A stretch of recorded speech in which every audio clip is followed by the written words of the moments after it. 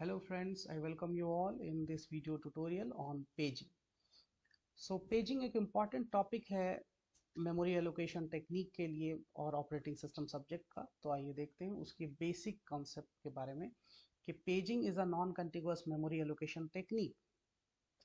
तो जब भी आप ऑपरेटिंग सिस्टम के लिए अगर ऐसी सिचुएशन आती है कि उसके पास जो है कुछ किसी भी प्रोसेस के लिए डेटा ऐसे अवेलेबल है जिसको वो नॉन कंटिगुअस वे में सेकेंडरी मेमोरी से मेन मेमोरी में अलोकेट करना चाहता है, तो इसके लिए पेजिंग का कॉन्सेप्ट होता है। अगर आप पेजिंग जो इसके लिए नाम यूज किया गया है उसको भी ध्यान दें तो आपने ये बना है पेजेस से, पेज इन जनरल आपने बुक्स के टर्म्स में टर्मिनोलॉजीज में सुना होगा कि बुक्स में जो है पेजेस होते हैं अलग अलग के, जो भी कंटेंट है उसको आप अलग अलग पेजेस में जो है पढ़ते हैं। ठीक है, तो यहाँ पे भी वही है कि जो आपके पास डेटा है उसको एक इक्वली साइज ब्लॉक में, जिसको हम लोग पेज कहते हैं, उसमें डिवाइड कर दिया जाता है ताकि आप उसको इजीली मैनेज कर सकें, ऑपरेटिंग सिस्टम उस पूरे डेटा को इजीली मैनेज कर सके।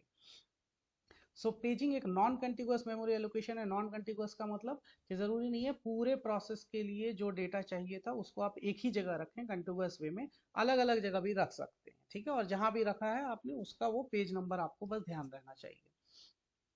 So it allows OS means operating system, to retrieve processes from the secondary storage into the main memory in the form of pages. तो जो भी सेकेंडरी मेमोरी में डेटा है, सेकेंडरी स्टोरेज में उस प्रोसेस से रिलेटेड जो भी डेटा है या पूरा प्रोसेस के इंस्ट्रक्शंस हैं, उसको वो मेन मेमोरी में in the form of pages load करता है। So in the paging method, the main memory is divided into small fixed size blocks of physical memory, which is called frames.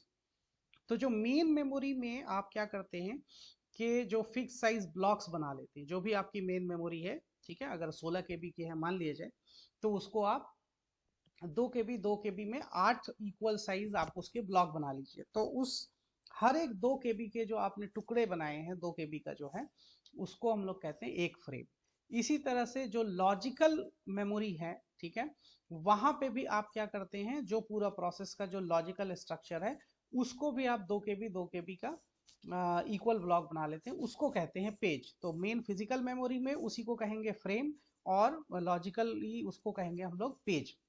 So the size of a frame should be kept same as that of a page. तो दोनों का यहाँ paging का जो basic concept है उसमें यह है कि फ्रेम का साइज और पेज का साइज सेम होना चाहिए। ठीक है, क्योंकि आप हर एक फ्रेम को उठा के किसी एक पेज में रखेंगे और आपको मेनली पता होना चाहिए कि किस फ्रेम को आपने जो है किस फ्रेम में किस पेज को रखा है। ठीक है, तो हर एक पेज को उठा के आप फ्रेम में रखेंगे।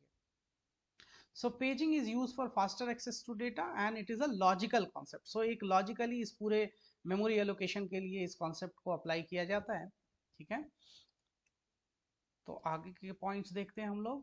The mapping from virtual to physical address is done by the memory management unit, और इसके लिए जो hardware device होता है mapping के लिए MMU होता है, जो टेक्निक कहलाती है उसको हम लोग पेजिंग टेक्निक कहते हैं। और जो फिजिकल एड्रेस स्पेस है, जो एक्चुअल में जो मेन मेमोरी में जो एड्रेसेस यूज किए गए हैं उसको हम लोग वहाँ पे जो उन ब्लॉक्स को फ्रेम्स कहते हैं, और लॉजिकली जो हम लोग कह रहे हैं उसको पेजेस कहते हैं। तो हर एक पेज साइज का जो page size will be equal to frame size, ऐसा होना चाहिए। ठीक है, तो अब एक डायग्राम से समझते हैं कि एक्चुअली में हो क्या रहा होता है। सीपीयू जो है वो लॉजिकल एड्रेस सिर्फ समझता है, तो उसके पास पेज नंबर और ऑफसेट, इस इन दो पार्ट से मिलके लॉजिकल एड्रेस बनता है किसी भी इंस्ट्रक्शन का। अब उस पेज नंबर को वो ऐड करता है पेज टेबल के बेस रजिस्टर से। ठीक है, और ऐड करने के बाद वो पेज नंबर उसको मिलता है, जैसे कि यहाँ पे P1 मिला मान लिया जाए, तो उस P1 को, उस पेज को किस फ्रेम में यहाँ पे रखा गया है वो देखा जाता है। तो इससे ये फ्रेम नंबर निकालता है और उस फ्रेम नंबर को इनपुट कर देता है यहाँ पे फ्रेम नंबर के साथ, और ऑफसेट तो सेम ही होगा, है ना। तो इस फ्रेम नंबर जब इसके पास मिल जाता है ऑपरेटिंग सिस्टम को, तो फ्रेम नंबर और ऑफसेट को मिला के कहा जाता है कि ये फिजिकल एड्रेस पता चल गया। अब उस एड्रेस पे वो पहुंचेगा, यानी फ्रेम नंबर भी है अब आपके पास और ऑफसेट एड्रेस भी है, तो उस फ्रेम नंबर पे पहुंचेगा और उस फ्रेम पे एक्चुअली में उस पेज में जो भी कुछ रिक्वायर्ड है वो पूरा पेज यहाँ पे लोड किया जाता है। ठीक है, मेन मेमोरी में। तो इस तरह से जो है ये पूरा ट्रांसलेशन होता है logical address to physical address का। ठीक है, अगर हम लोग इसको और डिटेल में समझना चाहें तो देखिए कि यहाँ पे सीपीयू है, पी एंड डी के साथ, डी मतलब ऑफसेट हो गया, पेज नंबर मान लिया जाए 3 है। ठीक है, अगर पूरा जो आपका लॉजिकल एड्रेस है वो 13 बिट का है तो 3 बिट पेज के लिए ले लिया, 10 बिट्स ऑफसेट के लिए ले लिया। अब ये जो 3 है ये यहाँ पे जाएंगे आप और इसके लिए फ्रेम नंबर पता करेंगे। हो सकता है कुछ कन्वर्जन करना हो जैसे कि डेसिमल टू बाइनरी। तो ये पेज नंबर लिखे हुए हैं 0 1 2 3 4 5 6 7, ठीक है। पहला वाला जो है वो 0th पेज नंबर है, दूसरा जो है वो फर्स्ट पेज नंबर है, तीसरा सेकंड पेज नंबर है, इस तरह से, ठीक है। और जो ये सेल है इसमें एक्चुअली में फ्रेम नंबर लिखा होगा, तो वो फ्रेम नंबर लेके और आप क्या करेंगे, ऑपरेटिंग सिस्टम ये सारी कैलकुलेशन कर रहा होता है, उसका एमएमयू जो पार्ट है, मेमोरी मैनेजमेंट यूनिट जो पार्ट है, वो यहाँ से फ्रेम नंबर पता करता है। और हो सकता है वो कि 2 बिट का हो, बाकी 10 बिट का जो ये ऑफसेट था वो तो रहेगा ही। इस तरह से पूरा फिजिकल एड्रेस मिल जाता है। कंप्लीट फिजिकल एड्रेस मिलने के बाद आप मेन मेमोरी में, फिजिकल मेमोरी में जाके उस पेज को एक्सेस कर सकते हैं, क्योंकि वो उसी फ्रेम में रखा होगा जहाँ जिसके लिए आपके पास फिजिकल एड्रेस है, जिसमें फ्रेम नंबर और ऑफसेट है। तो उस फिजिकल एड्रेस पे जाके आप उस पेज में जो भी इंस्ट्रक्शन या डेटा है आप उसको एक्सेस कर सकते हैं। ऑपरेटिंग सिस्टम इस तरह से प्रोवाइड कराता है सीपीयू। तो ये पूरी जो है टेक्निक है पेजिंग की, जो कि एक नॉन कंटिगुअस मेमोरी एलोकेशन के लिए ये टेक्निक यूज की जाती है। अब अगर हम लोग उससे आगे देखें तो क्या एडवांटेजेस हैं, क्या फायदा होता है पेजिंग का।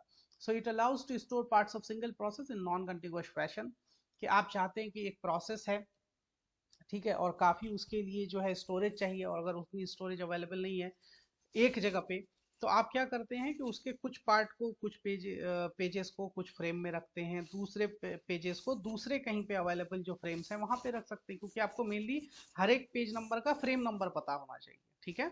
तो नॉन कंटिगुअस फैशन में आप पूरे प्रोसेस को, एक सिंगल प्रोसेस को जो है पार्ट पार्ट में रख सकते हैं, स्टोर कर सकते हैं मेन मेमोरी में। दूसरी चीज है, it solve the problem of external fragmentation. External fragmentation का मतलब है कि जो मेमोरी पैचेस अवेलेबल हो जाते हैं अलग अलग, ठीक है, तो उसको आप यहाँ पे हैंडल कर सकते हैं एक्सटर्नल फ्रेगमेंटेशन। तो इसके लिए जो वीडियो एक्सटर्नल फ्रेगमेंटेशन पे है, आप उसको चाहे तो और डिटेल वे में समझने के लिए देख सकते हैं। तो अभी आप सिंपली यह ध्यान रखें कि पेजिंग जो है वो एक्सटर्नल फ्रेगमेंटेशन के प्रॉब्लम को सॉल्व करता है, ठीक है। डिसएडवांटेजेस देखते हैं।